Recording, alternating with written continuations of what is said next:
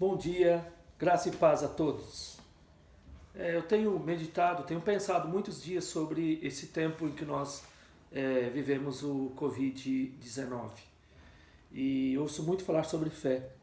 E aí, lendo a carta aos Hebreus, eu separei para hoje uma breve meditação baseada no verso 1 e no verso 6 de Hebreus, capítulo 11, o 1 e o verso 6. Ora, a fé é a certeza de coisas que se esperam, convicção de fatos que se não veem. Verso 1. Verso 6. De fato, sem fé é impossível agradar a Deus, porquanto é necessário que aquele que se aproxima de Deus creia que Ele existe e que se torna galardoador dos que o buscam. É evidente que o autor aos Hebreus escreveu esta carta a um grupo de hebreus, de judeus, que viviam um tempo difícil. Aí no primeiro século, talvez na segunda metade do segundo século, já com muitas lutas pessoais, muitas opressões do Império Romano, muitas perseguições.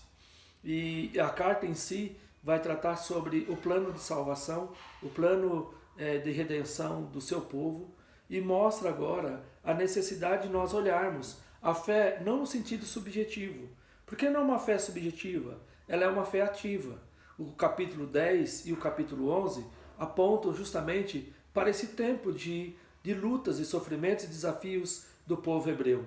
Então, o autor do livro, não sabemos quem foi o escritor ou o autor deste livro, fato é que ele ressalta, primeiro, que a fé é uma certeza de que haverá um tempo, ou um tempo de livramento, um tempo de salvação, um tempo de bênçãos, a esperança em meio às lutas. E o verso 6 nos diz que é impossível então nós aguardarmos e vivenciarmos esta convicção se não houver uma fé prática, a fé obediente, diante dos desafios que os hebreus tinham, ou obedecer e enfrentar a fúria dos perseguidores do Império Romano, daqueles que estavam expoliando seus bens, daqueles que estavam ceifando vidas, levando muitos ao martírio, ou então obedecer a este império.